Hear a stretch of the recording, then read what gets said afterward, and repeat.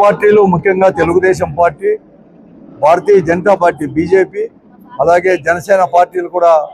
ఎన్నికల సమయంలో అనేకమైన హామీలు కూడా ఇవ్వడం జరిగింది. ముఖ్యంగా విద్యార్థులకు, యువకులకు కూడా అనేక వాగ్దానాలు చేయడం కూడా జరిగింది. 20 లక్షల ఉద్యోగాలు ప్రతి సంవత్సరం కూడా 4 లక్షలు తగ్గకుండా అవన్నీ కూడా ఫిలప్ చేస్తామని చెప్పేసి, అలాగే ఈ విద్యార్థులకు వచ్చేసి ఫీజు రియంబర్స్మెంట్ అంటే వసతి దీవెన కానీ విద్యా దీవెన కానీ అవన్నీ కూడా బకాయిలు కూడా చేసేసి, అంటే ఎంత ఫీజులు ఉంటే అంత కూడా బకాయిలు కూడా అవన్నీ కూడా చేస్తామని చెప్పేసి, నిరుద్యోగ యువతకు అందరికీ కూడా ఉద్యోగాలు ఇస్తామని చెప్పేసి, తర్వాత వెంటనే ప్రభుత్వ పోస్టులు అన్నీ కూడా ఫిలప్ చేస్తామని, అంటే టీచర్ పోస్టులు 25,000, తర్వాత పోలీసు డిపార్ట్మెంట్లోనే 20,000 ఉద్యోగాలు ఖాళీగా ఉన్నాయని చెప్పేసి అవన్నీ కూడా ఫిలప్ చేస్తామని కూడా చెప్పడం జరిగింది. కానీ ఇంతవరకు మొదటి సంతకమే డిఎస్సి అని చెప్పేసి, ఆ డిఎస్సి కూడా దాదాపుగా 1.5 సంవత్సరం తర్వాత ఫిలప్ చేసినా కూడా పేపర్ లీకేజ్తో పాటు ఎలా అయితే ఈరోజు నీట్ పరీక్షల్లో ఎలా అయితే లీకేజ్ జరిగిందో అటువంటి లీకేజ్తో పాటు ఈరోజు అర్హత లేకపోయినా కూడా జీవోను సవరించి వారికి కావాల్సిన అంటే బీఈడి కానీ టెట్ కానీ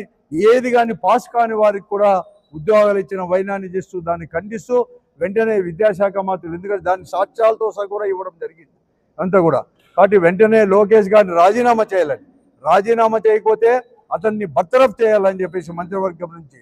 తర్వాత సిబిఐ ఎంక్వైరీ కావాలని చెప్పి ఒక డిమాండ్తో, తర్వాత ఏదైతే బకాయిలు పడినాడో దాదాపుగా 9,500 కోట్ల రూపాయలు ఫీజు రియంబర్స్మెంటు, తర్వాత వసతి దీవెన కింద పడినారో అది వెంటనే చెల్లించేసి వారందరినీ కూడా ఆదుకోవాలని చెప్పేసి, అలాగే నిరుద్యోగులకి ప్రతి నెల కూడా 3,000 రూపాయలు ఇస్తామని చెప్పారు. కాబట్టి ఆ మాట చెప్పిన ప్రకారం ప్రతి నిరుద్యోగి కూడా ఇప్పటికే 25 మాసాలు గడిచిపోయినాయి కాబట్టి 75,000తో పాటు ప్రతి నెల కూడా 3,000 చెల్లించాలని చెప్పేసి ఈ 3 డిమాండ్లతో కూడా ఈరోజు ఏదైతే యువకులు, తర్వాత నిరుద్యోగులు, ఈరోజు తటస్థులు ఏదైతే ఉద్యమం చేస్తున్నారో ఆ ఉద్యమానికి సంపూర్ణంగా కూడా వైఎస్ఆర్ కాంగ్రెస్ పార్టీ జగన్మోహన్ రెడ్డి నాయకత్వంలో సంపూర్ణంగా కూడా మద్దతు ప్రకటిస్తూ, అలాగే వైఎస్ఆర్ కాంగ్రెస్ పార్టీ కూడా వారందరికీ కూడా సపోర్ట్ చేయాలని చెప్పేసి ఈ నెల 6, 7, 8, 9 తేదీలో జరగబోయే ప్రతి అసెంబ్లీ నియోజకవర్గం జరగబోయే నిరాహార దీక్షలో ప్రతి ఒక్కరు కూడా వైఎస్ఆర్ కాంగ్రెస్ పార్టీ శ్రేణులంతా కూడా పాల్గొనాలని చెప్పి, అలాగే తటస్థులు ప్రతి ఒక్కరు కూడా ఈరోజు అందరూ కూడా అంటే రాజకీయ పార్టీలు ఇవందరూ కూడా అందరూ కూడా ఇతర రాజకీయ పార్టీలు అందరూ కూడా మద్దతు చెప్పేవారంతా కూడా పాల్గొనాలని చెప్పేసి వైఎస్ఆర్ కాంగ్రెస్ పార్టీ పిలిపిస్తూ, ఆ 4 రోజుల తర్వాత 10వ తేదీ జరగబోయే ప్రతి అసెంబ్లీ నియోజకవర్గంలో జరగబోయే